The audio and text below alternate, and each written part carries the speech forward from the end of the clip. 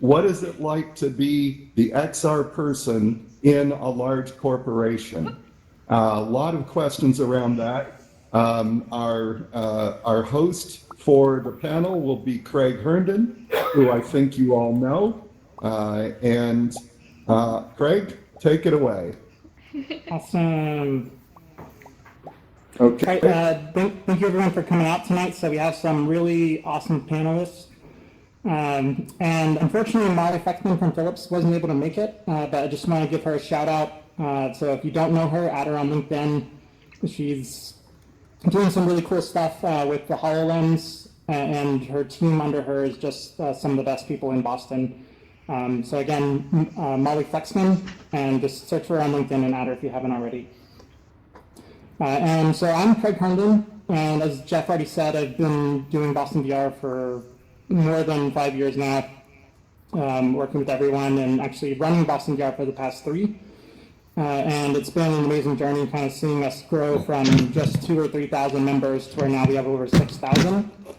And it's actually weird that we haven't done as many AltSpace events in such a long time. So I think it's been over 2 years since we've been in AltSpace. And AltSpace was actually one of the original groups that gave us a lot of support.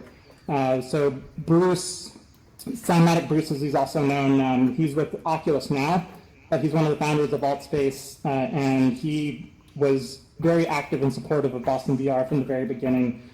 So just kind of cool and bringing things around circle to be back in AltSpace hosting a BostonVR event. All right, so now let's go into our panel and talk more about the actual panelists, what everyone's actually here for.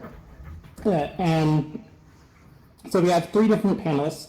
So we have Josh Gillum from Vector Solutions, Kyle Lum from Biogen, and I'm missing an avatar here because we are, I see 2 other people on stage. Did we drop them?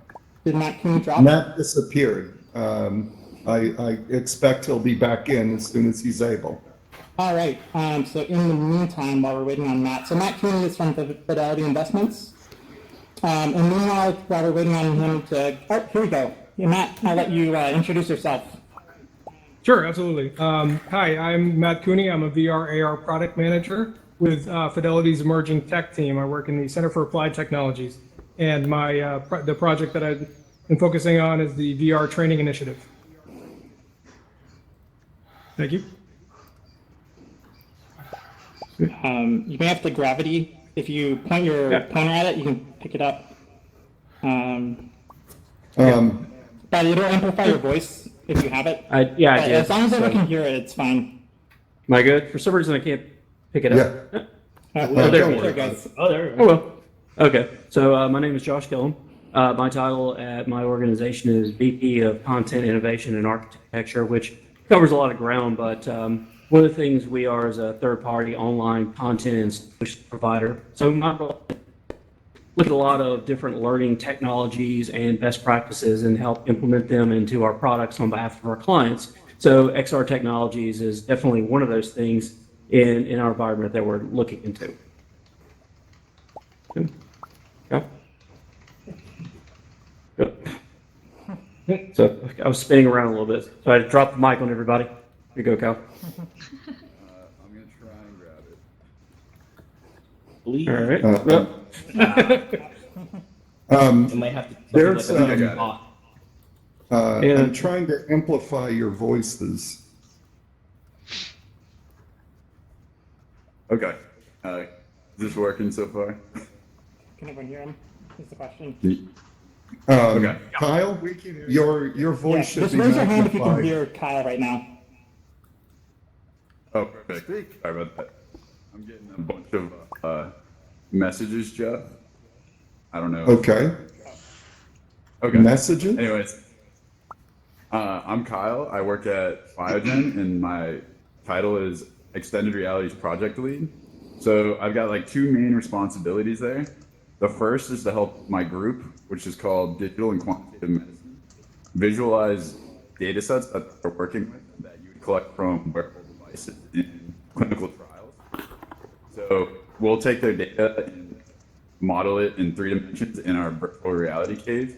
So that's half of my responsibility, and then the other half is working with different groups interested in leveraging extended reality, whether it's VR or AR, for the different projects, whether that's related to training, research, or education.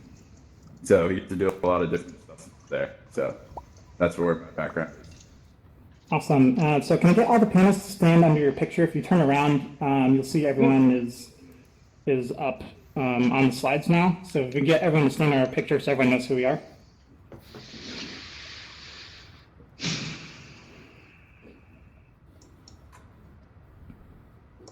And then, oh, Yep. there's Josh. Everyone's voice is magnified now, so you don't need the microphone. Awesome. Thank you. Let's get a picture. Oh Someone yeah, wants to take a picture. we can do that. Yeah. Oh God, it made a selfie. Yeah, you gotta flip the camera. Flip it. Flip the camera. How do I do that? It's in there. It's you'll see a circle around the camera. Oh. Oh, that's fine. We're recording the talk anyway. Yeah. And you're just a little over to the right, Josh. You're right where the mic is about, is where your picture is. You want to stand underneath your picture? Oh, You can see it. Yep.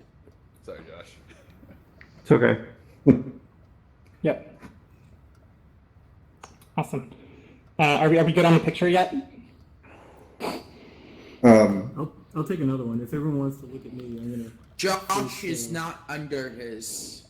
Okay. Hey, everyone, look Which up way here. do I need? Look up here at my hand. Go to your right. Turn around. Other right. Left, stage left. Everyone, look stage left. Oh, stage left. Josh. This. Or Josh. to the left of the stage. Yes. Ready? To your right. Okay. Look to your right. I'm the white guy. Up here. Everyone turn around. All right. Pretty good. Jeez. Well done. Yeah, we're recording this anyway, so we should be able to grab a good still or two out of it. Okay. Yep, so now that we've gotten introductions out of the way, let's go into the first part of the discussion. So one of the big things right now, especially when you're in a larger organization, is in general, there's only a few people who are actually working in XR, and it's down to where it's usually very small teams. So what has your experience been so far as being the XR person in your organization? And how many other people would you say are working with you that have the expertise, or are you really like the only person in your company who is familiar with the medium? And we can start with Kyle. Sure. My group is the people working directly with XR is about 3 people. With Face us. I get to work Kyle, with. your microphone is, your voice is drifting in and out. Oh, really? Just Yeah. face us. Don't face away from us. Face us. Go to the mic. Can you hear me now? Yeah. Yeah, there you go. Okay. I think my internet might be cutting out because I've missed a couple of the things people said. So let me know if anything's going weird. Okay, that's better. Cool. Sorry. Yeah, Craig, you made a great point that a lot of the teams are really small when you get to work on XR right now. So my team is mostly just me, and then I occasionally get to work with a developer out of IT.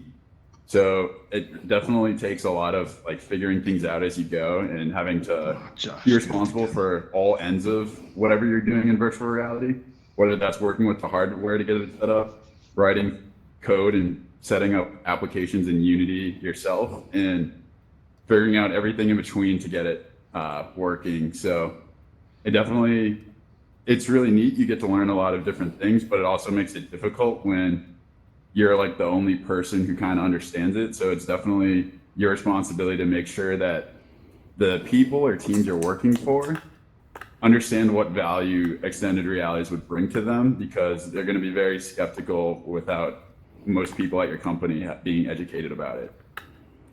So. Yep, and Josh. Okay. So as Craig and I were talking a little bit before, my role is a little bit different. So we're looking to create products and experiences for our clients that will ultimately scale. So those solutions would be available to them through some sort of platform, and they would be able to access them.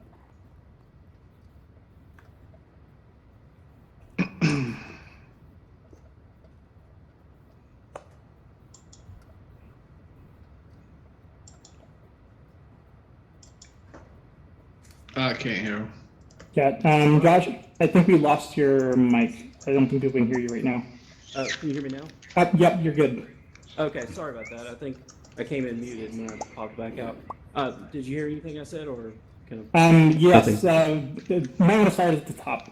You cut out that Okay. first sentence. Yeah, I was just going to say my role is a little bit different in my organization because the thing I'm focused on is helping to get this type of technology into our hands of our clients. And, we don't have a lot of the development talent on staff because we're looking to more manage it. And we do have some people who can build these technologies and work, but we do rely heavily on external developers. And again, one thing I was saying is, a slight difference between like Kyle and Matt and maybe some of you is you're developing these technologies to enrich the experience of learning or skill building for your internal employees, where we're doing the same thing but across industries and sectors. So a lot of it is educating clients on what that possibilities are and the potential return around these technologies.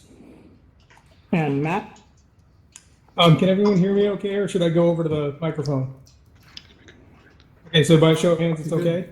Yeah, you're good. I can hear you fine. Okay. Yeah, so the way that the emerging tech team is structured at Fidelity, what we'll do is we'll get behind a proof of concept, and if it takes off, then resources will sort of coalesce around it. So we do have a small team, as you mentioned, but I'm very fortunate to have some developers that are dedicated to this project, and will allocate some of their time to other projects if they have bandwidth. But otherwise, this is their primary focus. So we'll work with I'll work with two developers that have deep Unity expertise, deep coding expertise. Another developer that is primarily tasked with UI and UX that sort of travels around to different projects. But my role is you could almost call it producer, because back when this project began about 18 months ago, there needed to be somebody below the VP, below the director of product development level to do the heavy lifting with regards to interacting with the EU leadership, the people that had originally agreed to endorse this project, and leaders from different business units who wanted to see modules developed. And then my role was then to help them articulate their business case or their business need into a module or into a working example of an immersive experience for training. So while we do have a small team, that's where we are. Again, we're very fortunate to have dedicated resources and also to be developed enough to accommodate that product/project/program manager role, which is really what I fulfill.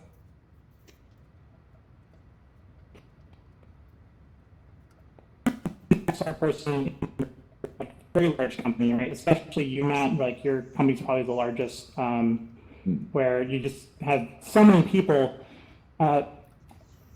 Is one of the challenges that even though your team has been around for a while, Fidelity's been doing XR for a while, you said 18 months on just this particular project, do you still find that you run into people all the time who either like have never heard of your team before and you're constantly trying to re-explain and tell them what you're doing over and over again on a seemingly regular basis to try and get either more buy-in or more people on board? How do you market your team within the organization?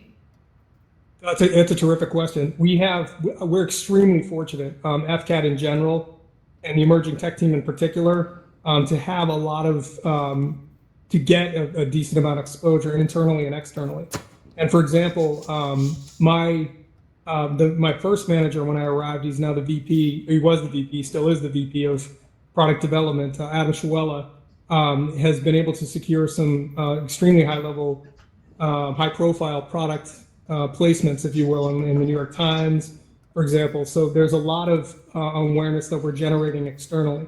Internally, with our communications, throughout the organization. The CEO, Abby Johnson, will trumpet, how we're innovating and why we're, a quote unquote cutting edge organization. And she will mention not only the emerging tech in general, but the VR training initiative in particular. Now, despite that, to your point, still, I mean, I would have to say 8 to 9 people out of 10 are at the level where they still would appreciate a cursory explanation of VR versus AR.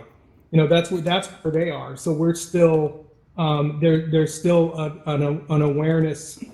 I'm not sure, not an obstacle necessarily, but there's an awareness barrier, I guess, that we're still cresting. So for effective marketing, we couldn't ask for better exposure internally, because again, we're getting that exposure through internal communications, and I think a lot of that comes from tight integration with public relations, who have a strong representation within the Center for Applied Technology. There's a very close knit relationship between PR and the emerging tech team. So I think that certainly helps. Kyle?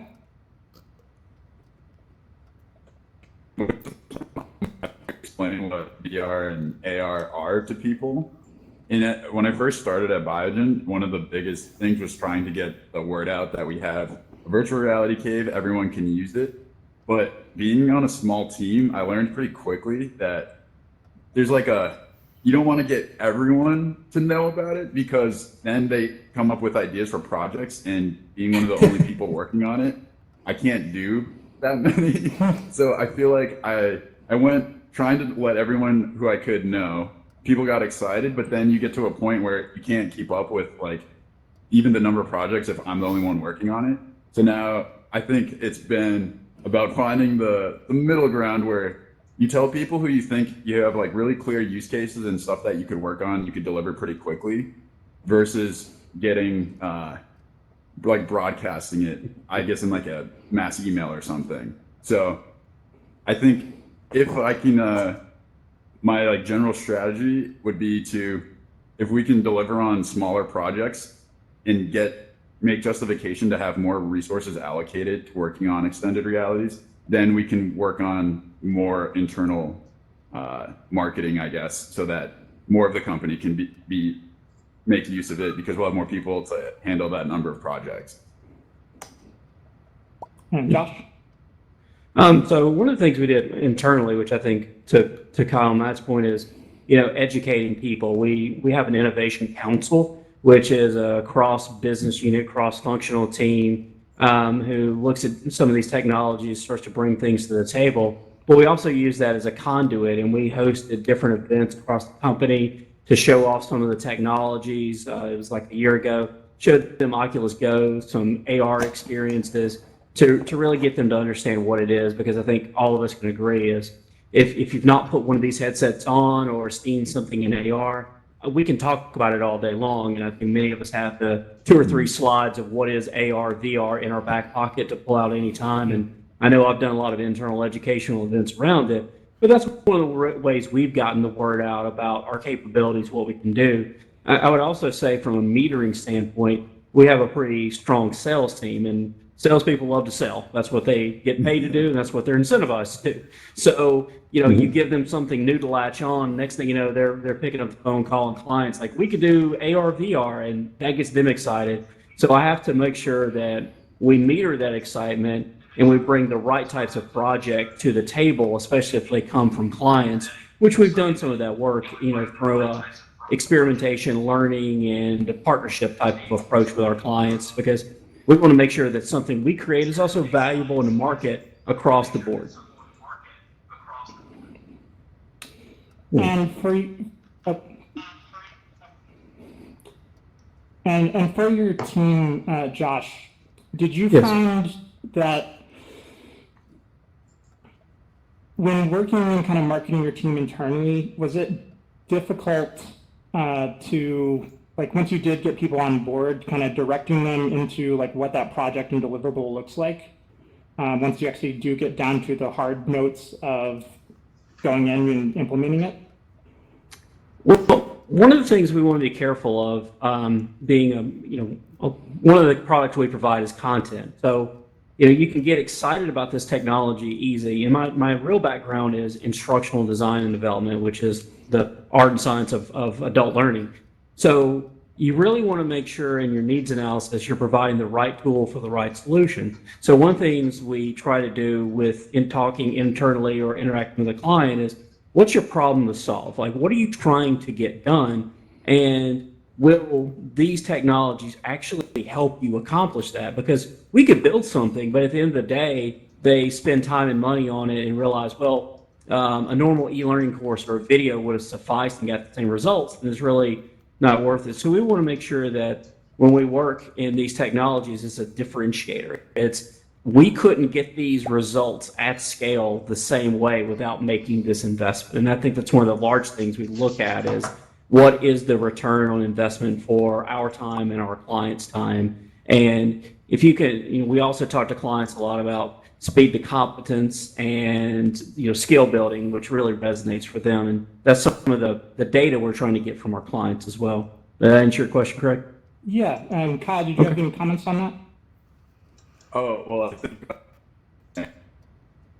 ROI. I think compared to going off of what you just said, when I started working in VR a few years ago, there weren't that many examples to like relate to people. So when you were talking about what VR could do, it was kind of hard to give people concrete evidence because there weren't a lot of like projects going on. But I think nowadays, especially with how much more common they are, and then people have had time to get projects up and running and then see the results from it, you can reference other companies or other industries taking advantage of VR. So I think that kind of argument is a lot easier to make today than it was in like 2016 or something, before this stuff kind of took off. Yeah, and keeping in line with the idea of kind of marketing and communication, because I feel like communicating and keeping everyone on the same page and leveling expectations is a really big difficulty, especially when you have a lot of stakeholders involved from the top all the way down. So who do you feel like is making the key decisions as a stakeholder? Is it someone as high up as the CEO, or is it coming down from like someone 2-3 steps down from the CEO? Is it the CTO that is really the driver and the approver for these types of projects? Well, for me, Kyle, go ahead and go first. Oh, sorry about that. Oh. For our group, it's a vice president level, so that would be a few steps below the CEO. So, but I think we're pretty fortunate to have a very visionary vice president. So he's always looking to find ways to improve things, and he's not afraid of technology. So he's been the one who actually pretty much created the position that I'm in. So I think in that sense, it's pretty fortunate. You definitely need a senior level executive to be able to kind of start doing this, at least in my experience. But I'm curious what you guys have to say about that. How about you, Josh? Well, our decisions are made usually by our EVP of content, and we have money built into the budget for these things, but you can't do everything. So we want to make sure that the things we do, we feel like get us down the road further with proof of concept. And we're not there yet, but I think in the next couple of years, or hopefully sooner, we'll have more direct line item budget for these activities. And again, we'll put them up like our other products and look at the addressable market and potential return and see which ones we want to address. And so, even though we're a smaller company, our CEO doesn't have any direct decision making in this, but our EVP of content, she kind of stops with her, and she just takes our suggestions under advisement, and we move forward. Yep. And Matt, to repeat the question for you, the question is who at the executive level is actually the approver and kind of final decision maker when it comes to dotting the line for the project? So what we'll have is it's a committee, the Strategic Investment Committee, that's made up of senior leaders throughout the organization. And especially on the proof of concept level, that's who you're going to talk to originally. And if the proof of concept takes roots and if it's something that has the potential to scale across the enterprise, they will give you guidance, and they will help kind of steer the application of the product or whatever the concept is as it grows. So I would say that in my experience, they have been the senior leaders on this committee have been the decision makers. Yep. And for people who are in organizations similar to yours, what would you recommend? So, for example, if I am, I'm at an organization, my role isn't around XR, but as I come to these events, I have expertise. I'm trying to understand how does this fit in my industry, and I have a good business plan that I'm ready to present, try and get someone on board and get funding, and even change my role from being either a standard engineer working on the website to an XR position. What would you recommend for someone in that kind of position that's trying to change their career and really drive their organization to this more digital kind of nature and really just driving forward with XR technology within their organization? So the question is, who they should be having conversations with, and what level of detail do they need to have before you're ready for that kind of conversation? So Craig, are you asking me or Josh? So let's start with Matt. Okay. Since yours is Sure, the largest. Yep. Well, I think so. So I arrived as product manager 6 weeks into the project, and at that point, the sponsors, if you will, for the different business units, and there's 3 that are involved with the VR training initiative. Their teams had begun to come together. So while those teams were being formed, a lot of people within those different business units had an opportunity to talk to, the VP and director level leaders of these initiatives and volunteer their skill sets, because this was something new for everyone. And by that, I work on the video team, but I also have expertise with 360 video. And I've been dabbling in Unity, and I've been dabbling in the post-production software that we'll need to actually stitch this together and then build in Unity.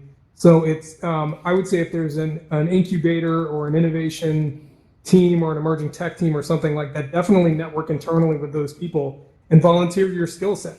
But understand also how it travels upward, I guess, in terms of what projects are being developed and who the executive sponsors are, because it's going to be important that they know what your skill sets are and how you can help and add value to the project. And Kyle? Sure. I think I've been in a lucky position where the vice president in my group is the one kind of pushing, asking me to figure out what we can do. But if I was at a company where there's no VR, there's no or augmented reality anywhere, I would say I think it's half of it would be identifying the right person who can approve budget.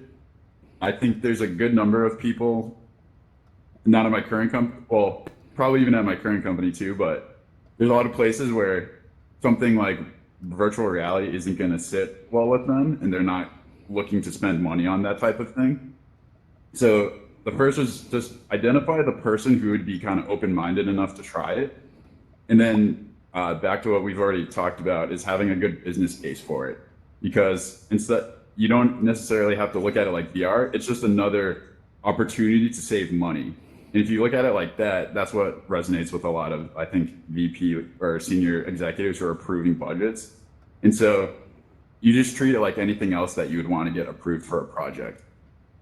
And so identifying the right people, and then either referencing a business case that's already been out there that's similar to what you're trying to do, or figuring out kind of what metrics you need that you can justify spending money on VR. Because there's a lot of use cases where VR is actually super effective compared to what's currently being done.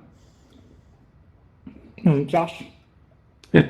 Kind of one of the comments Matt made, we have an innovation council, and one thing we did recently is we put out a bit of an all call for what we call consultants and advisors. So we have the members of the council who we appoint and have in place, but there's a lot of talent within the organization. So we actually opened that up to see where other people had interest, whether it's in this technology or other things that they could provide. But we had 2 or 3 people who were interested in these technologies and really never had, they had talked to their manager, which I also encourage, don't just walk into another leader's door because that's probably not going to go too well. Talk to your manager because it could be part of your career development.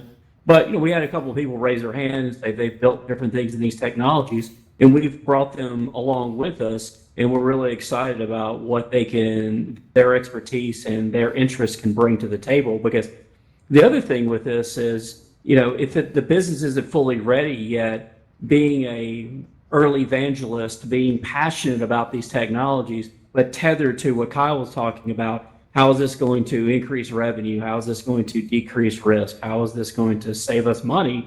If you tie your passion to those metrics as well, you're going to get noticed. You're going to bring people to the table around you. So let's say now we've found the right key holders, we've gotten approval, and now the team it's on you to get the project going and get it started. What does that look like? Who do you start hiring? Who do you talk to? And then how do you start the initial part of that project? What are all the pieces that now the project to get together this new Lego? You want to start? Yep. Okay. Yeah. So, again, we follow a similar model for how we deliver content today. Since we don't have a lot of talent internally to build this, we reach out. So we use an RFP process. So and also that helps us fine tune the message. So if you're reaching out to developers or any sort of external talent, the worst thing to be ambiguous because they don't really know what to respond to or what you're actually trying to do. So it helps us create clarity. And then we'll assign project managers and what we call learning experience designers to this to help manage the process along the way. So, we'll fine tune the scope, we'll fine tune the objective, we'll fine tune the storyboard around everything and work with our developers. We also listen to them. This is an emerging technology where no one's really truly the one message of expertise. So getting people's different thoughts into the process really helps make a better product at the end with that diversity of thought. So then much like a normal project, we put it on a timeline and trajectory after we've done some of those early discovery moments, figuring out how we're deploying it to whom and what way. So for us, it runs like really, after a while, a standard project. Kyle? Josh, I actually just have a question for you. When you're going, because you have to go out to developers sometimes to get content made, is that correct? Yeah.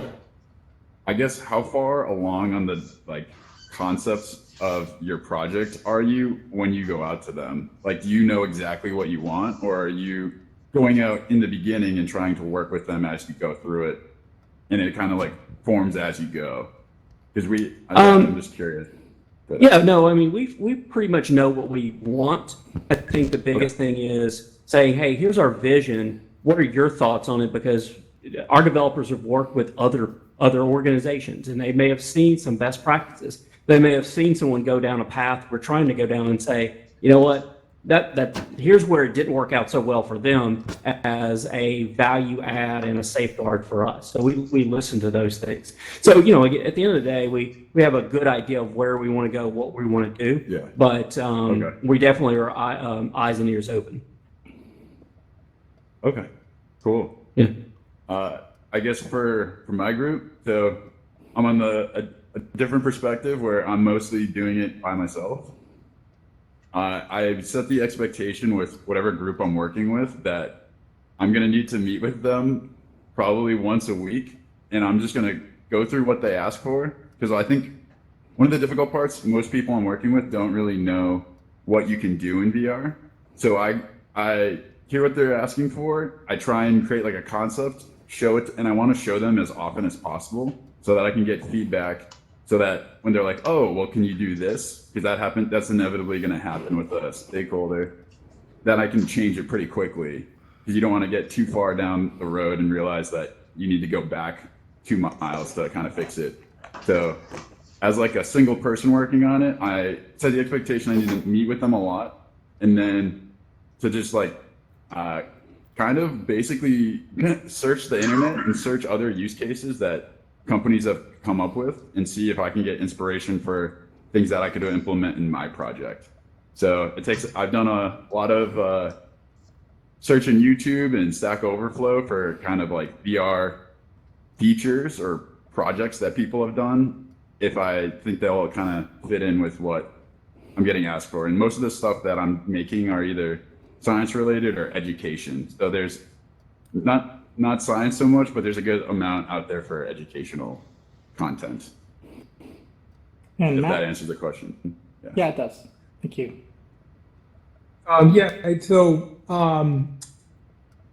When we first started back in about 18 months ago, it was, we had 3 different business leadership. A meeting with each of the business unit, the leaders of each business unit on their own. And what they're doing is, what they want to do is they want to come up with this VR training module. And as Kyle said, they're thinking about it in terms of certainly use case, but also in terms of value. What kind of money are we saving? What kind of the boost in performance can we generate?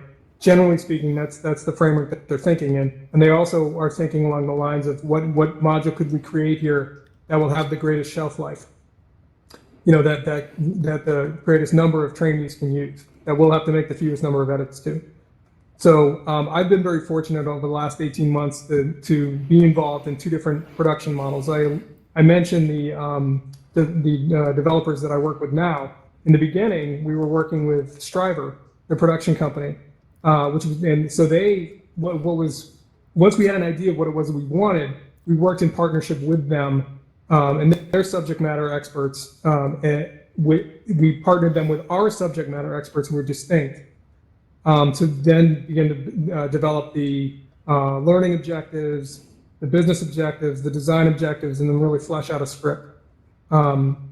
Their subject matter expertise consists of instructional design, whereas ours consists of the real business knowledge, if that makes any sense. So I've been fortunate to be involved with and oversee both types of production models, I guess, and the former really helped inform us for the latter. Having built it out, now what do we need? What's the talent that we need to have on a dedicated basis in order to create this, on our own? So just like in the beginning, it was what we were thinking of for training modules were I don't know how to describe it other than fantastical at times. We thought of just really pushing the boundaries of the technology, and working with Striver helped us realize what those boundaries were. There's only, at this juncture right now, there's only so much that you can do. It can't be as futuristic as we might want it to be, just simply because it's not what the technology will allow. So. And I think that kind of jumps into our next segment, where now that you have everything going forward, you're building a team. So I think all of us can kind of recognize that VR requires a lot of different people to come in and test and work on it. Otherwise, you're going to pass it off, and someone's going to have people put the headset on and they don't know how it is, especially if the executives are so busy day to day, they don't have time to come into your lab and always be testing. But when you do reach those milestones, they're going to come in and try the headset. So how do you make sure that you design in a way where it's very easy for them to come in and see what's going on and be able to interact? How are you testing your XR projects? So we can start with Josh.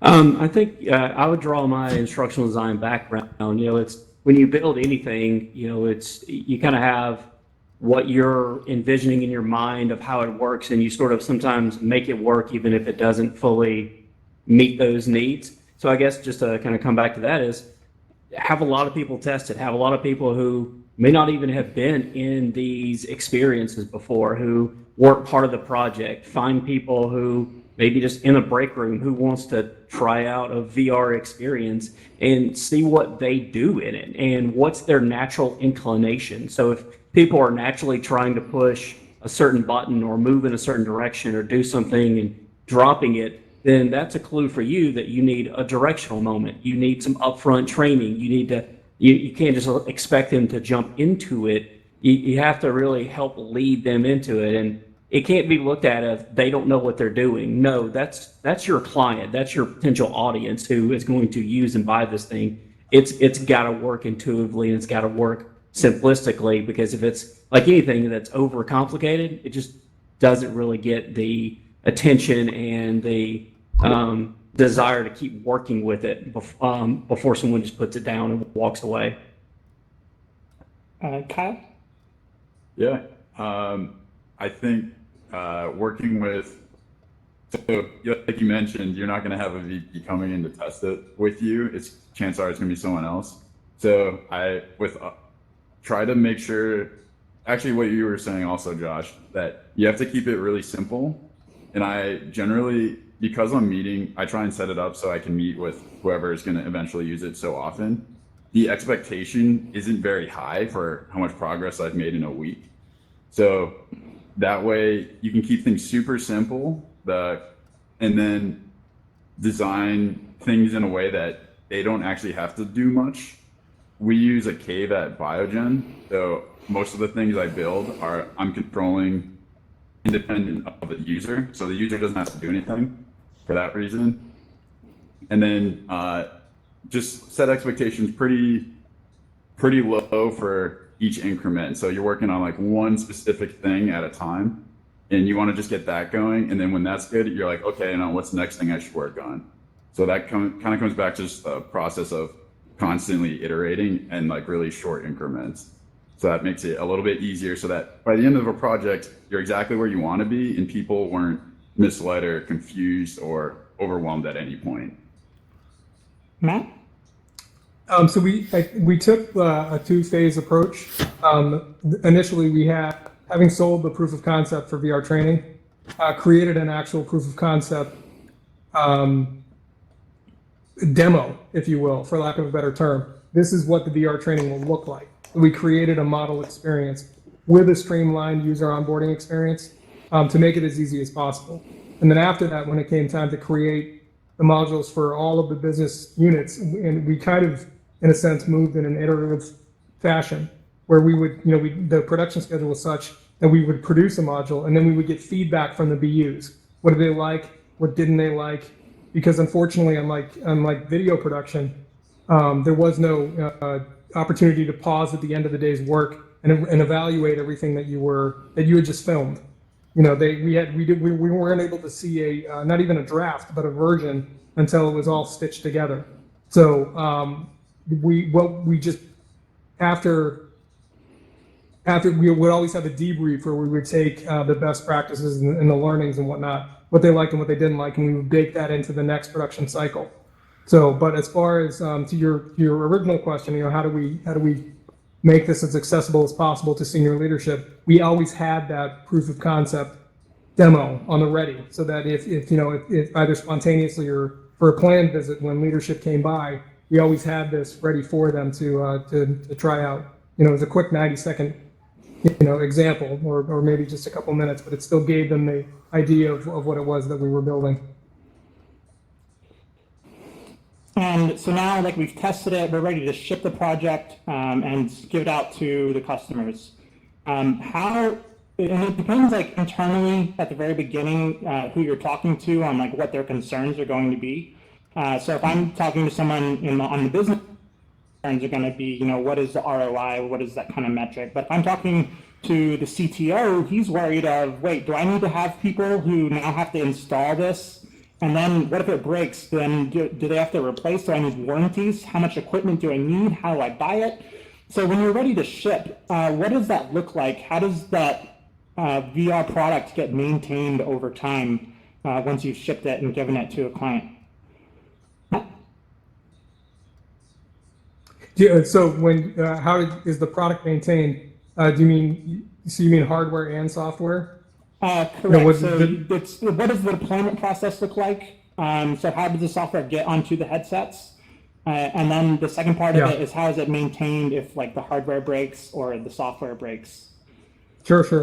Yeah, operationally, we were fortunate to work with Striver, who had hardware solutions. We could partner with them in that respect, which in a sense kind of streamlined the pushing of content.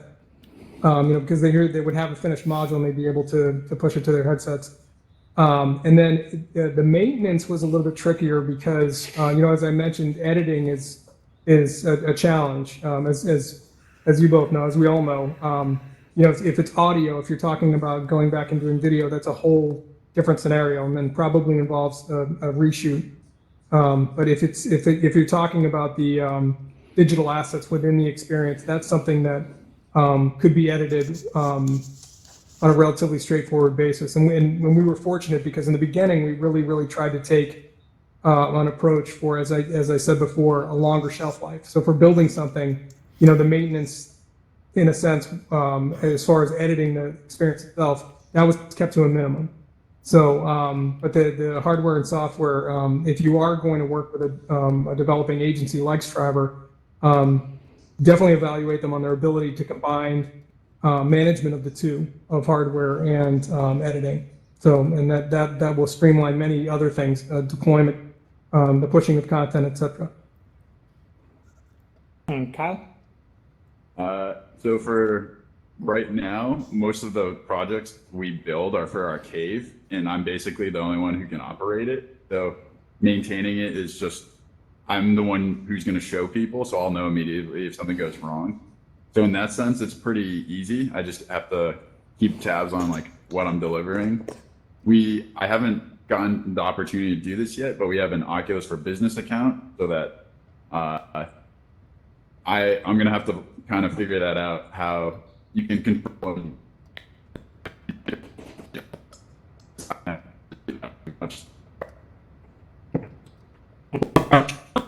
working with our clients on not just, again, we're not delivering it to our internal group. We're trying to figure out along with our clients how much are they going to scale it out? How are they going to maintain it? I had some conversations a couple of weeks ago, and I posed the question back to them is, well, who's going to own it in your organization? And they said, well, we didn't really think of that yet because they're really getting their feet wet with the technology. And I said, well, it's hardware and software. Someone has to manage these devices, keep them somewhere, keep them safe, keep them up to date. How many are you going to have, and how are you going to work with back to your L&D group on tracking? And so for us, it's going to be more in concert with our clients as this gets more pervasive.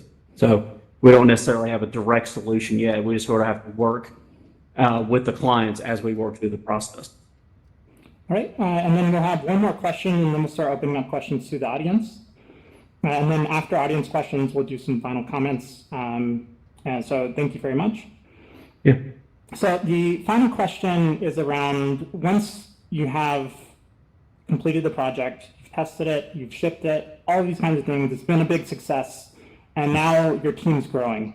How do you hire in a way that you're making sure you're getting not only the best people, but also a diverse set of people from cultural backgrounds? And how do you make sure, because you can't really control what kind of resumes are coming in, but how can you target your HR or help your HR leaders know where to go and what communities to be marketing the position in to make sure that you get diverse applicants?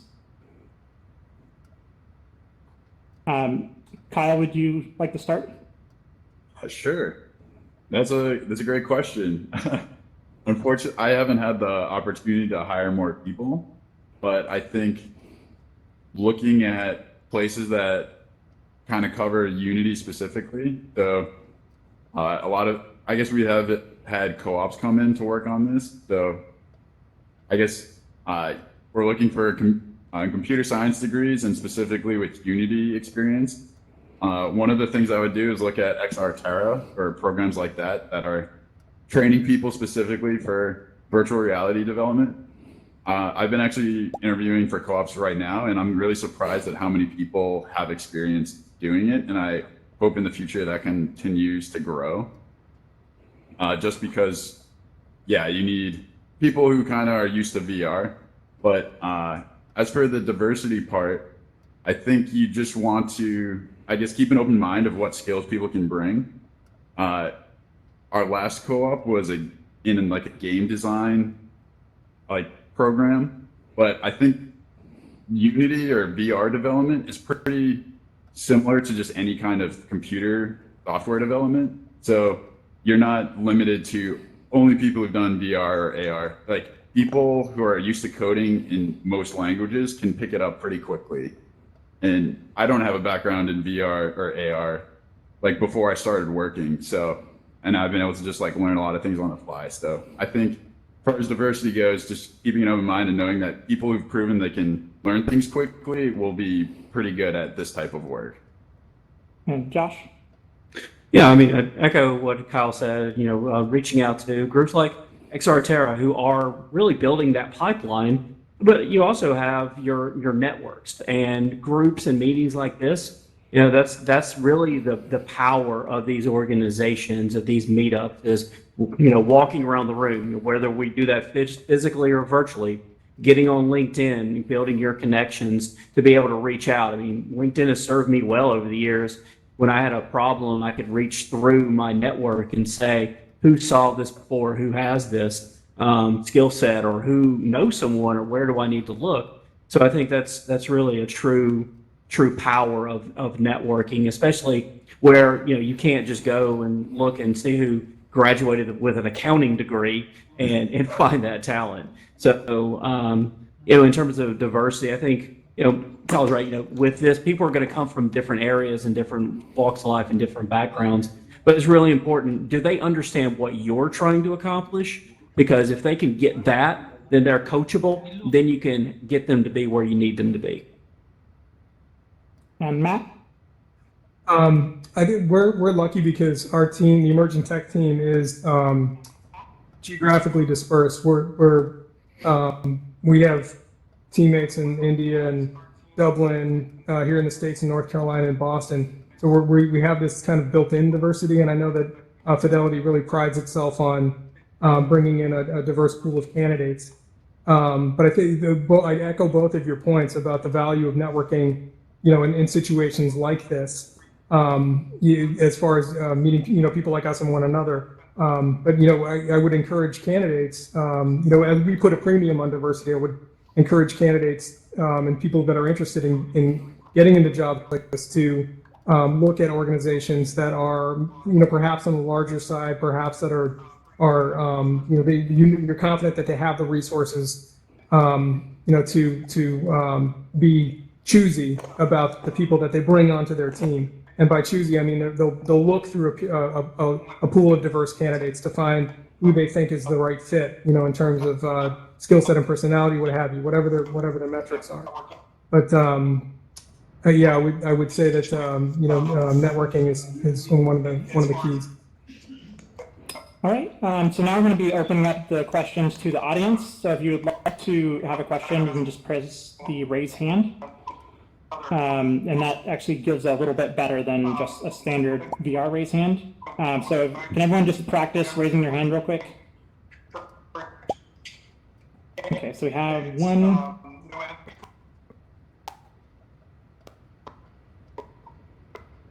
Is anyone not able to raise your hand? I think everyone's muted right now for one.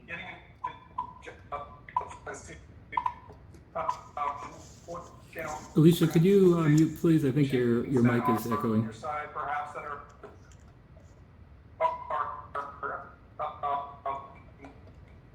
Alicia.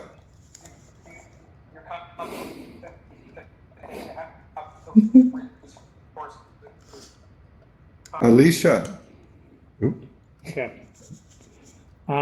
Please tell her nothing personal. I just kicked her. Oh. Yep. And all right. So I guess if you have a question, if the raising hand isn't working, if you could just come and stand right here, and then ask your question. So maybe kind of first, who comes up first?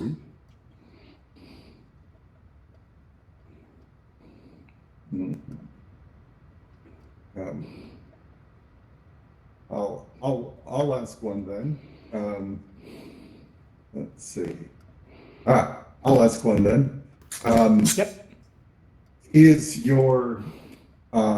VR adoption in your organization driven through policy, or is it sort of use case by use case, kind of opportunistic walk? Yep, and we can start with Matt. Sure, I would say at this juncture, I would say it's use case by use case, and it's building towards a policy. And by that, I mean the feedback that we've gotten from participants has been overwhelmingly positive. The interest as a result from leadership and other BUs has scaled accordingly. So we see only one way forward, and that's how to make this something more permanent. How do we implement this on a policy level? That's the discussion that we're evolving into beyond strictly on a use case basis. Kyle? It would definitely for us be use case by use case. Specifically with training and education, usually there's people who are there. Our company's always been trying to make videos to illustrate science or teach people about mechanisms of action for drugs. And that's actually a really good use case for VR, especially when things get pretty complicated. So now, because we've gotten the opportunity to do a couple of those, I think as future things come up where people want to make that kind of content, which VR lends itself really well to, they're just going to come to us and ask us to do it. So it's definitely, it kind of starts with where VR had a good ROI to begin with. So it's easy to keep going with those. And Josh? I would say the same thing. It's going to be opportunistic, especially at first. We need to figure out our internal mechanisms around this. We also need to figure out, again, from a product standpoint, how do we quote put this on the shelf and to some degree commoditize it, which sounds strange to say that, but how do we create a product that is accessible and of demand for a lot of different people? So definitely we have some road to go on this before it's something that it's a matter of course that we do these as part of business as usual. All right, and do we have another question from the audience? Anyone would like to come up and ask a question?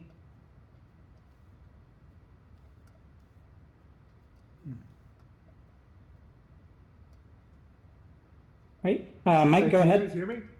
Yep. Yeah. All right. So I guess when it comes to coming up with ROIs or KPIs, do you guys give examples in a sense of oh, this company did this project and oh, thank you for making me louder. But when you're proposing these projects with ROIs and KPIs that involve VR, what kind of studies or what kind of real life examples of success stories in VR do you specifically cite to help entice those who have the purse strings in order to say this is a worthy venture of at least exploring? Josh? And if so, which ones?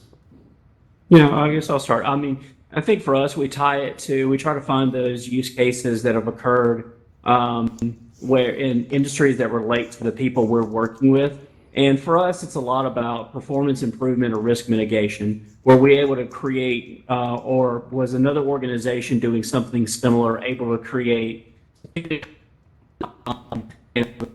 faster onboarding or reduce safety issues or quality issues? And then we can build from that and say, well, this is what they were able to do. How can we work with you in this project to have similar results?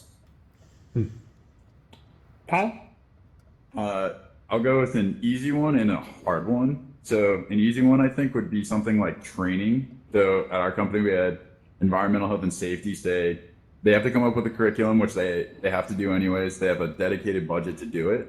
And we found a vendor who that's their business. They create safety training, and they also have a VR division that can make it.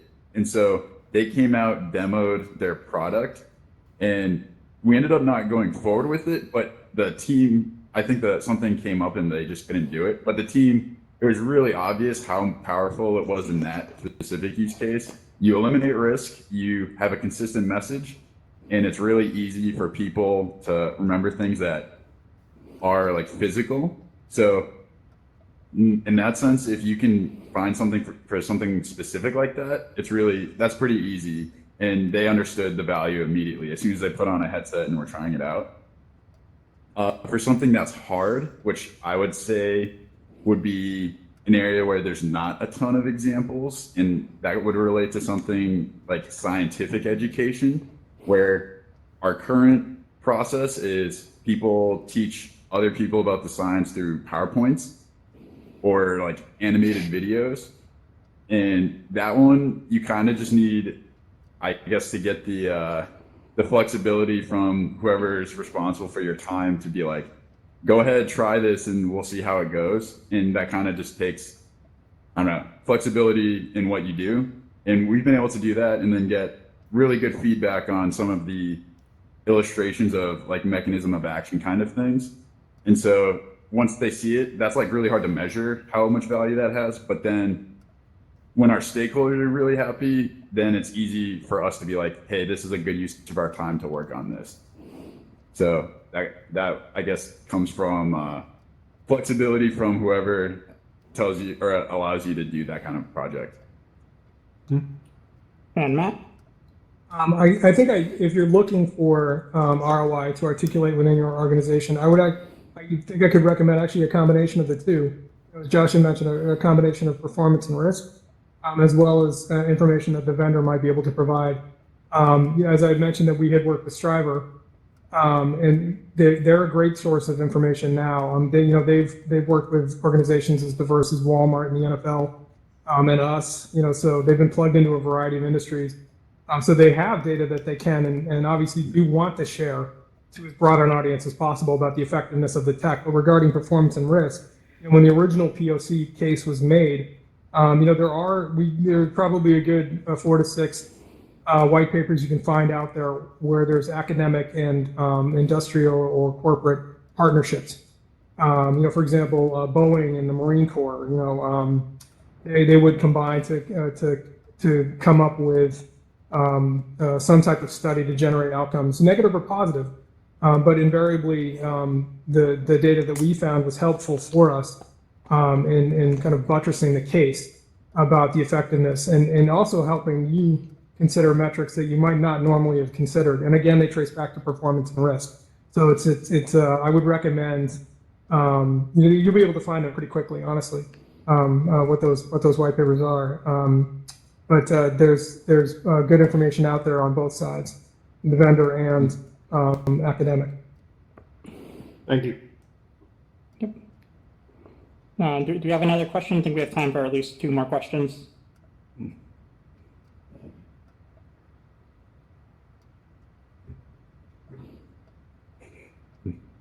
Hello. Yep, we can hear you. Yes, hey. Great to see everyone in VR here. So this is an extraordinary, obviously, and I'm thinking about not so much making money, but using this technology for good. We're looking at a summer in Boston without college students. It's an amazing thought, and possibly a fall without college students. Any thoughts on how we might harness this technology to bring the community together, to help people, to push us all forward? Yeah, Matt, do you want to open up on that one? Well,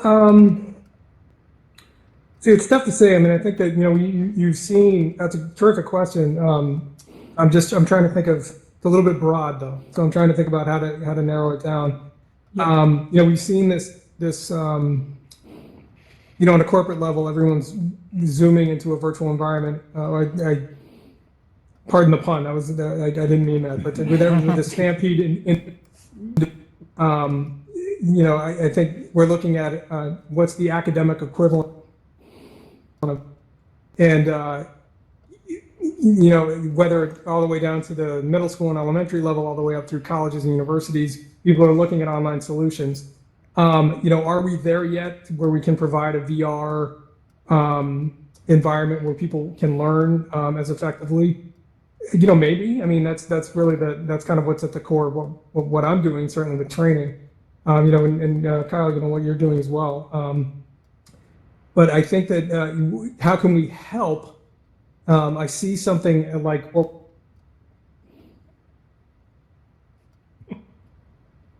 I'm sorry, did I just cut out? Yeah, you did. You did. Okay. Okay.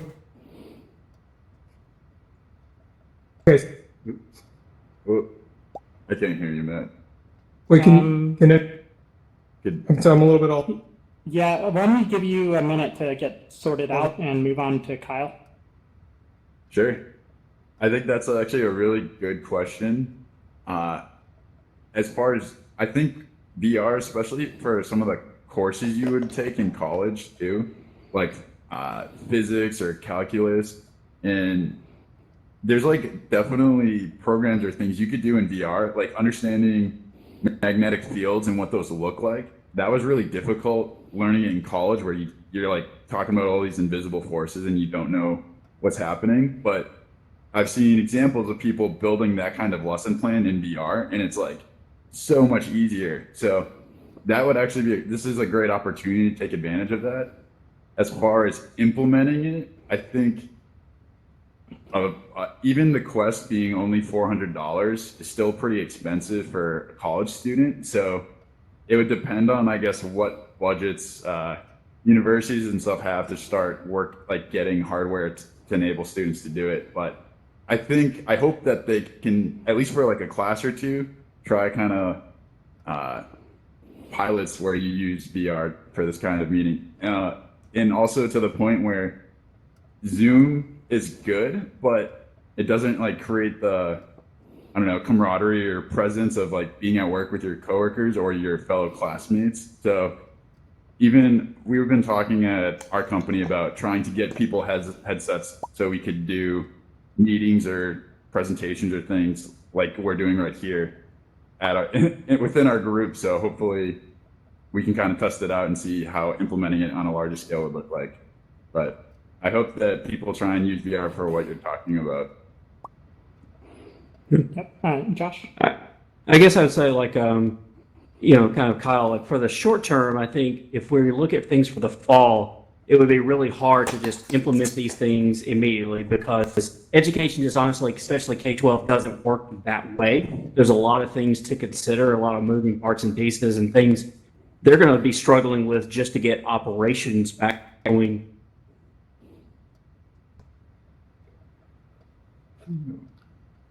And we cut off there. So we lost you, Josh. Yeah.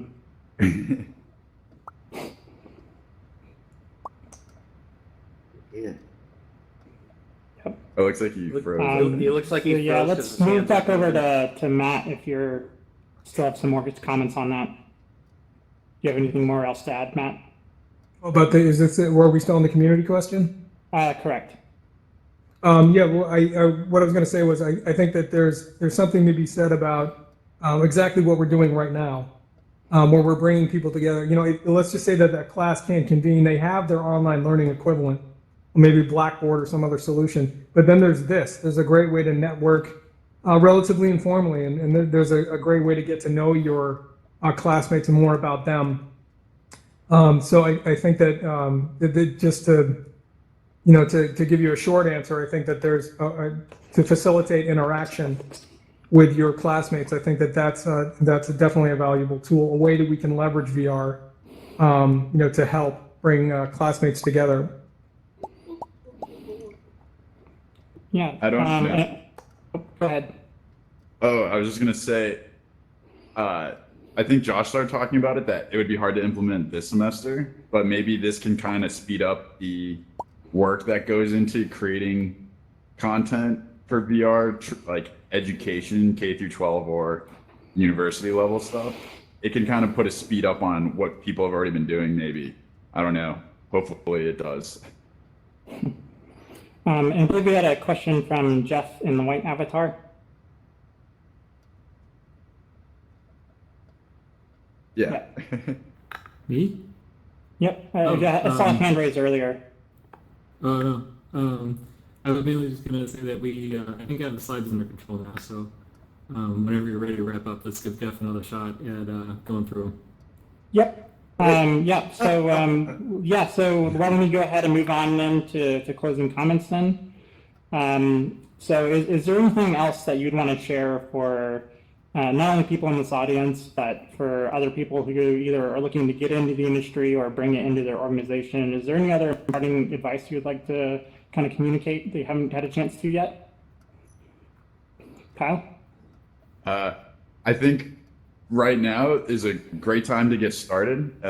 VR is more mature than it used to be, but it's still relatively early, I think, in the grand scheme of things. But one thing I would recommend is look at the use cases people have already done. That's like so valuable because you can get results and like hard numbers to use as a justification for why your company should allocate resources to a new project that might be a little intimidating to people who've never seen VR used in a workplace before. But I think people have done really amazing things in a lot of different industries. So I think that's really powerful, and it's a great time to like use it to your advantage to kind of push your company ahead. But, and Matt? So I beg your pardon, I was cutting in and out. Could you repeat the question? Oh, yep. So is there any other imparting advice you would like to give to people either in a organization that wants to bring VR into their organization, or maybe just want to jumpstart their career or change their career into XR? Is there anything you haven't shared yet that you'd like to?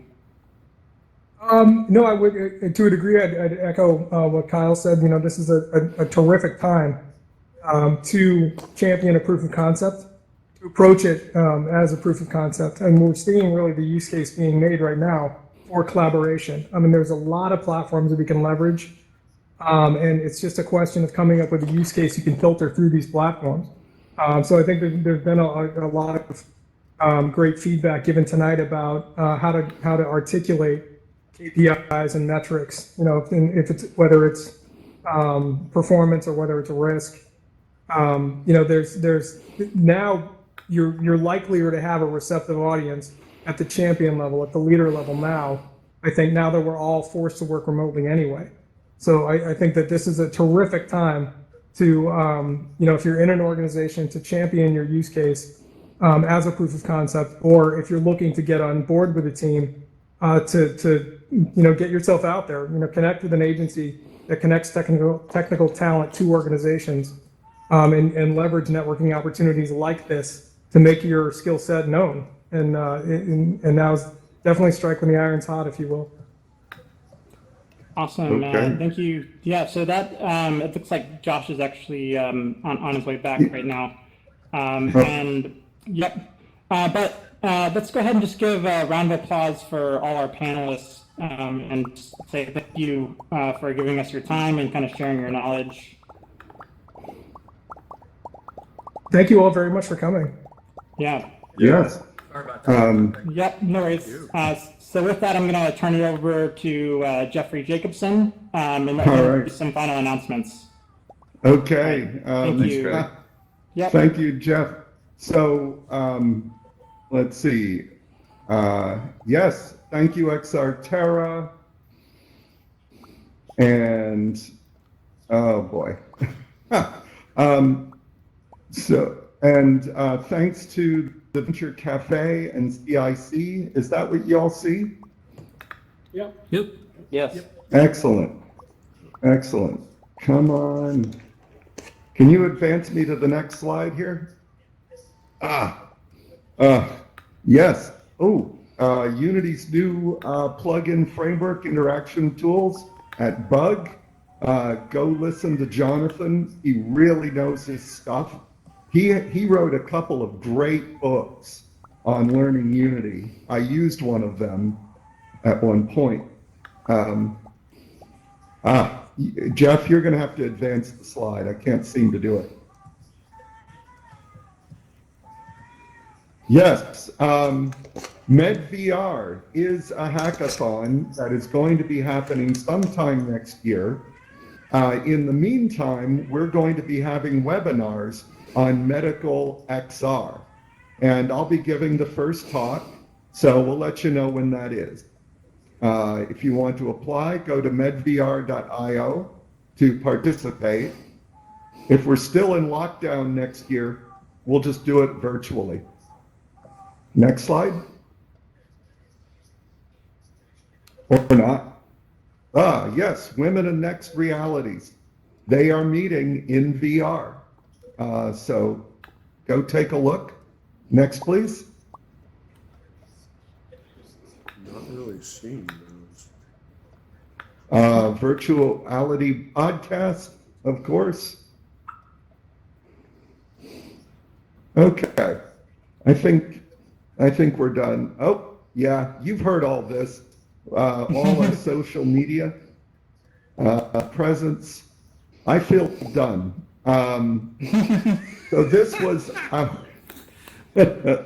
So this was our first meetup in augmented reality. Yes, thanks to all of the volunteers. Bob and Jeff really worked hard helping me. Jono did a lot. Thank you, Jacob Spunt, who is, I think he's asleep, and he's recording up here from his other self. And thank all of you for coming. So what do y'all think of AltSpace? Did you like it? Yeah. Awesome. Yeah. Awesome. So That's nice. we don't know exactly what we're doing for our next meetup. So if somebody has a bright idea, let me know. We could try different multiverse platforms. That could be pretty tough if we do that too quickly. So we have an open call for speakers and events. So I think with that, I think we're done. Any other last words? All right, folks. Yeah, thank you everyone for coming. Good stuff. Yes, And feel and free we'll to post meet it. around and talk with people and yep. Thanks. Okay, take care. Thanks, Jeff. Thank you, Jeff. This is great. Thanks, Jeff. Yeah. Yep. a lot. This was awesome. Thanks, everybody. Yeah, Cool. well, thank y'all. We couldn't have had this without Jeff. Yeah, Thanks, Craig. yeah, it was good. Okay. Great conversation. So thanks for coming on. All right. So Craig. all moderators and presenters should unamplify Yeah. their voices. Yeah, for real. All right. Thanks, Jeff. Yeah, it seemed like it finally worked out. I think Yeah. the issue is that There you like go. it will Mm, send everyone the URL for the current slide, yeah, and it's up to everyone's The- individual app to load it. yeah.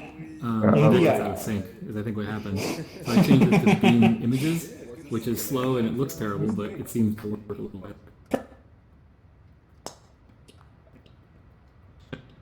I won't have it. I won't know if I. Yeah, I think it might work. We'll have to practice with it a little. That's the thing with it. It's I'm not used to I'm not used Cool. to not Hey. having control over the slides.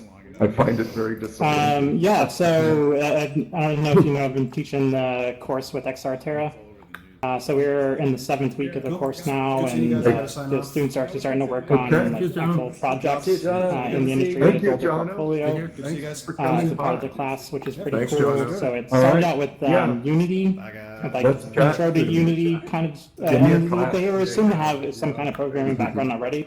So we weren't like teaching for loops. You're able to kind of hit the ground running as far as Hey, Craig. introducing basic friends with Unity Alicia on here? concepts. And then we put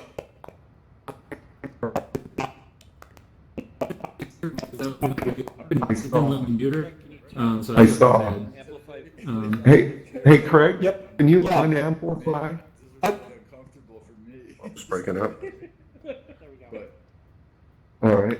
Yeah. I'll send her an email, but I have no way to get a hold of her. Did you make her a Yeah. moderator somehow? I have no idea.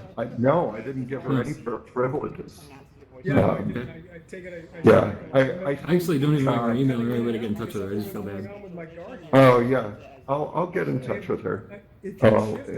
I'll introduce you. Here's Jeff, the one who Well killed done.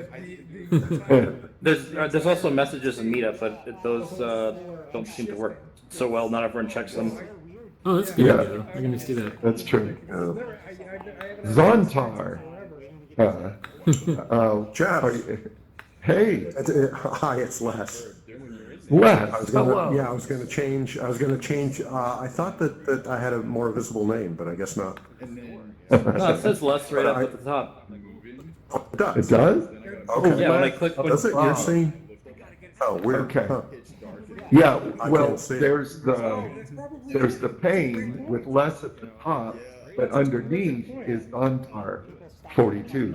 Okay. Yeah, that's it. Yeah, either way. I mean, that's what it used to be. I had to rejoin AltSpace. I mean, I've been on AltSpace for a long time, ever since it was first shown at BostonVR.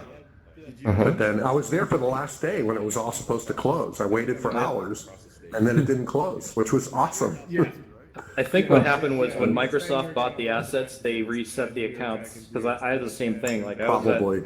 I beta tested Altspace before it was even open, and Nice. I tried to go in and it's like you don't have an account. Because I'm like, I'm not gonna stay 2.5 hours. Oh, God. Yeah, I hadn't logged in a long time, but this, like, they've done a really great job. Like, this is a really cool Yeah. space. It worked. It's really It well worked. done.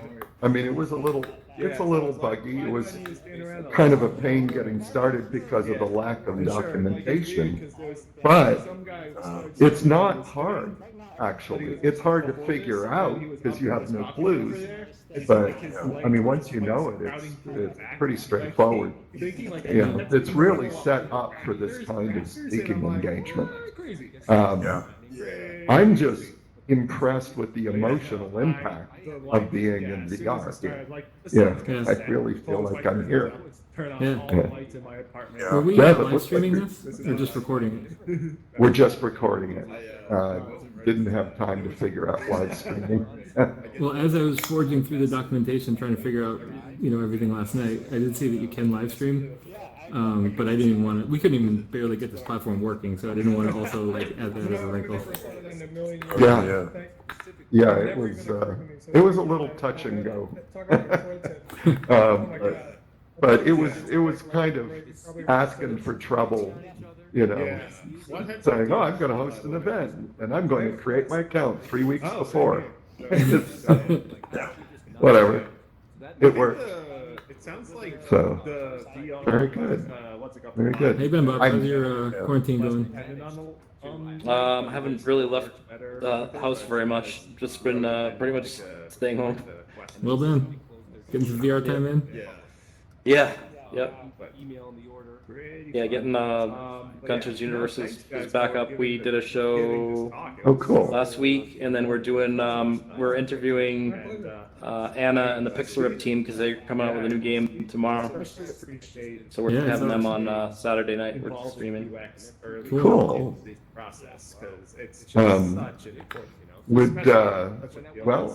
Would you be in? I don't know. Maybe we could do some kind of a joint Gunther's Boston VR event at some point.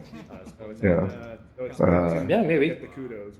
Yeah. We've changed the setup a bit so that we're not using the same set anymore. It's changed from Gunter's Universe to Gunter's Basement. So it's a little bit more intimate now, where we'll only have just the people who are guests because it's in like a basement setup, so we have like a couple chairs and some couches, and then we have a bar at the back with a couple seats so that we can have a few guests in.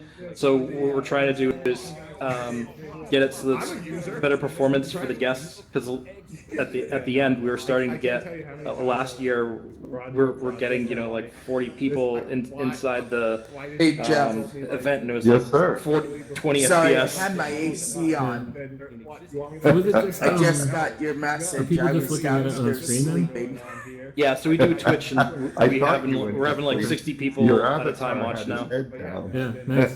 That's pretty good. That's That's awesome, fine. yeah. Yeah. It went very well. Cool. I was thinking we should So, do VR chat and just so because like you and Ken got we're the Looking filming forward to game the down. recording, but Yeah, the don't issue is stress that over it whenever you're ready. it's harder to get people in there.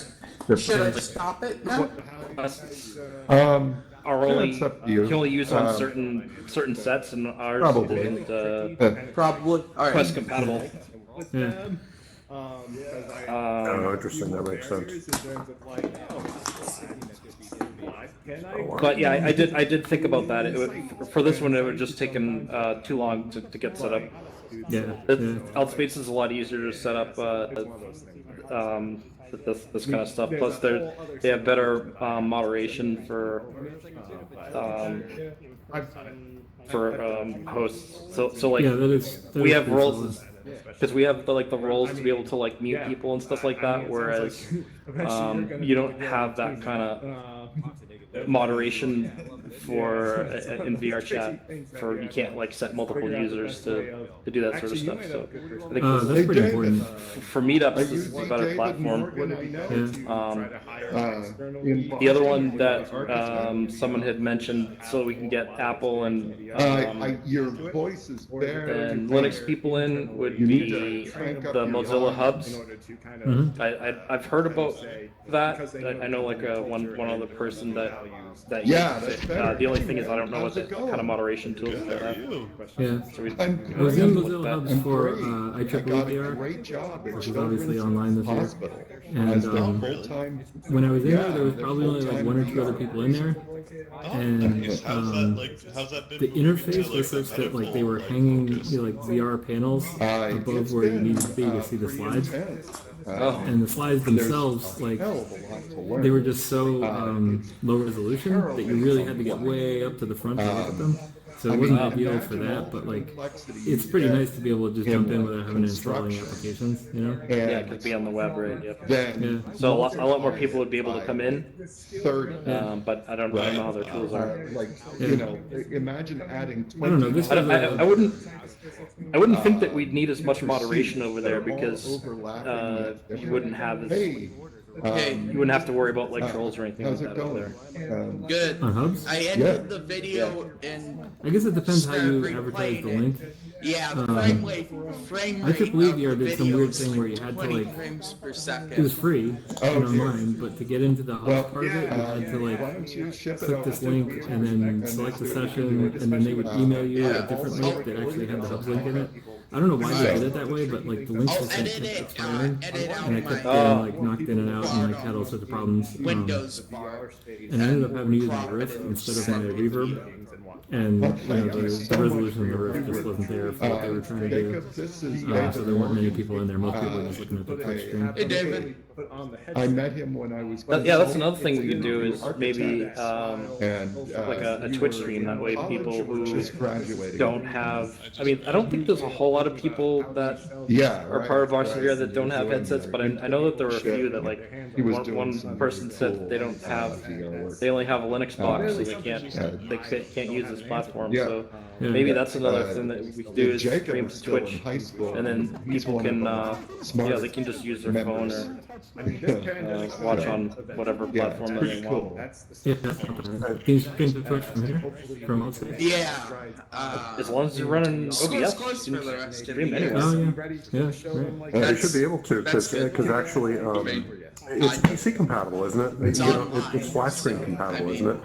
Yeah. Yeah, you can Twitch. You can use anything. You can use a phone or I mean, Yeah, well, no, but I mean Allspace, because when I first, it wasn't hooking into my Vive when I first logged on tonight. So I started that tutorial. I didn't see at first I didn't see a way to get out. Because I mean I didn't know what to do. So I started doing that just on my laptop. And you know, it was the same. It was a mouse interface, so that was okay. So it could be somebody could be running it on a PC and basically use OBS to record it. I was younger than that. Yeah, that's how it was being be recorded tonight. Okay, great. Oh, it is okay. Great. That's great. And so I've been geeking out for 40 years.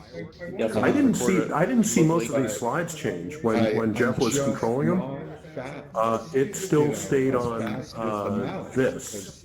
Well, it's got MedVRIO. You're seeing MedVR? Yeah. Oh no, hold on. Which is a little weird.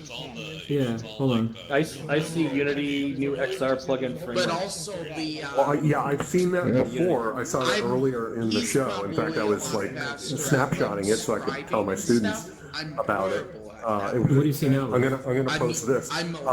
MedVRIO. But if I I see MedVR. command line, How about now? it takes me like 10 minutes Still to do the same MedVRIO. job. And I No, mean, I it know just this changed does to work. Women This worked Women years in ago. X-ray Like, Generational difference. Well, no, yeah, I and think this. also it worked before. Yeah, GUI's. I'm still seeing MedVRIO. Well, hold on. Did you ever use this in? Well, I it was disappeared. 15 years. He just moved onto the stage. Oh, okay. I just did went you ever closer to use- see if. I got really Sorry? good with Did you ever use this in very AltspaceVR though? long, Any sort of screen sharing or presenting thing? command. I don't think so, but I've seen people do it. Command language. Because this And it- slides.com thing is brand new. Like they just released Unix this is like cool. 2 weeks ago or something. Oh, Mac okay. OS is based Yeah. on And it's So really maybe not it's got working some very well. bugs in it. Does. Unix. Yeah, So it when you seems like pass there's the some screen- issues. Maybe like it could be that I'm on a Vive and it's somehow on a different platform. I mean, that wouldn't make sense. Anyway, Well, you have two choices when you cast your screen. I'm going to turn it off for a second and then turn it back on. Oh, actually, Okay, this, now I'm you see seeing Boston Boston VR? VR. Yeah, Okay. Yeah, so now it's the Boston VR splash. So this is using like the built-in screen that comes with the room. And it's changing now for you? Okay. Yeah, it's XR. Yeah. Yep. Yeah, I see. Unity. Now it's changing quick. Yeah, so now it's working pretty well. And so I think what this is doing is that this is just telling your application to load different URLs. Yeah. But what we've seen is that sometimes like the URLs get out of sync. So people aren't seeing the same slides that you're seeing, and that was really confusing. So what I did is I have my own little browser window open here, and then I'm casting to this big screen, and it says you can beam images or sync URLs. So what I did was beam images, and then it said on wall, okay, and now you're seeing my screen. But that's why it looks so bad, like it's all pixelated and crappy looking. But this seemed to be the only way But to get it's not horrible. Yeah, By any means, it's not horrible. That's not bad at all. there's a delay of like 3 or 4 seconds each time I switch slides between the time I see it on my screen and the time it appears up there. Interesting. I think it wasn't working because you were just seeing MedVR the whole time, right? Well, not the whole time. It did in the middle of the talk somewhere. It switched to Unity, and it went through a couple of these. But I never saw this. I wasn't able to come in the beginning of the talk. Interesting. So I didn't see the slides with the people. I borrowed one from you. And I think I saw that. Yeah, I never saw that, but I wasn't here for part of it. So that But was this part should have of been it. up the whole time. I wonder if it's like a late joiner problem where if you get in late, then you don't get the update while the slide is running. Something like that. That could be, and that would put it out of sync. Yeah. So when you came in, you didn't see the slide with all the people's names?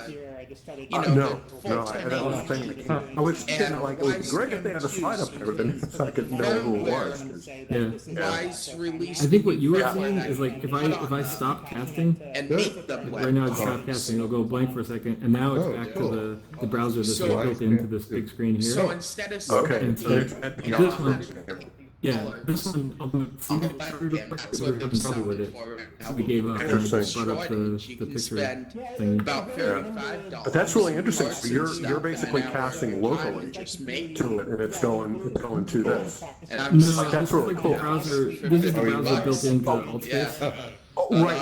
But what you're doing before, you're actually controlling it That's my locally little thing. Jim. and not Yeah, I mean, I in can VR either, like you're doing I it can with either use my laptop. mouse pointer, laser pointer on the big screen, or I can use it on my personal browser.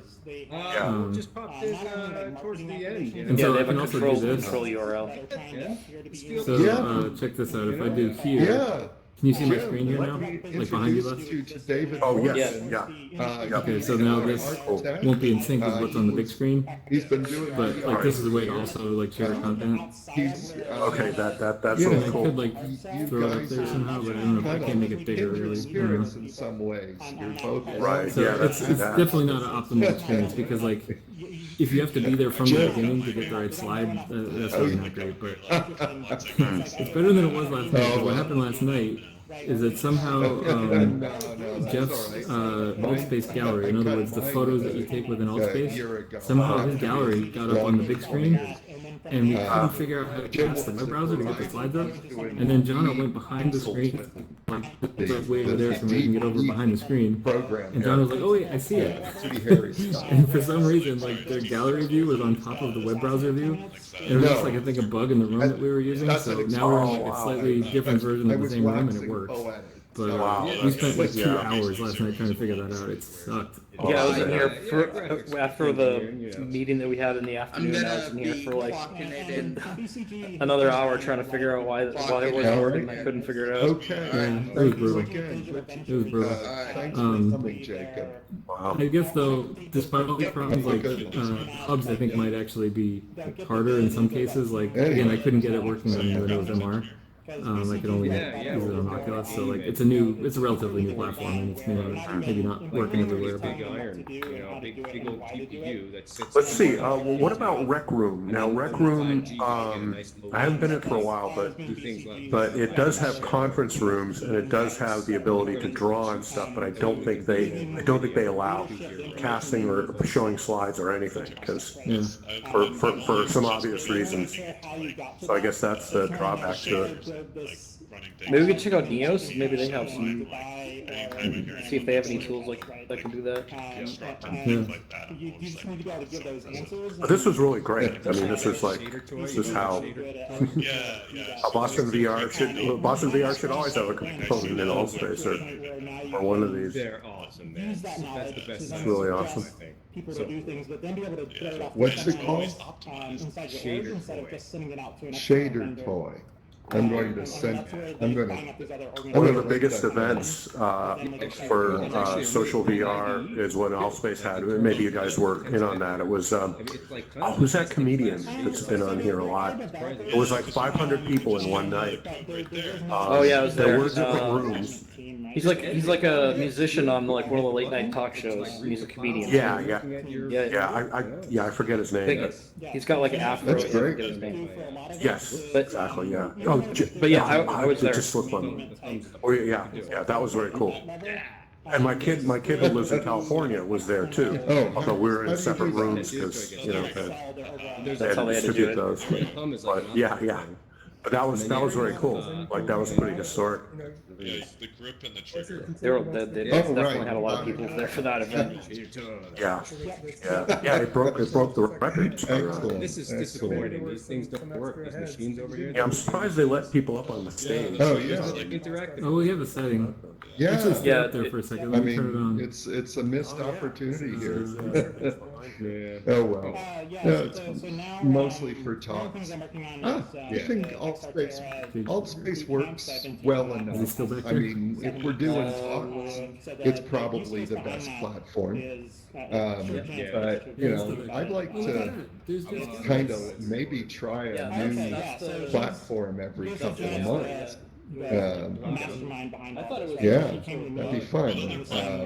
I see this in the market where VR chip is the one, right?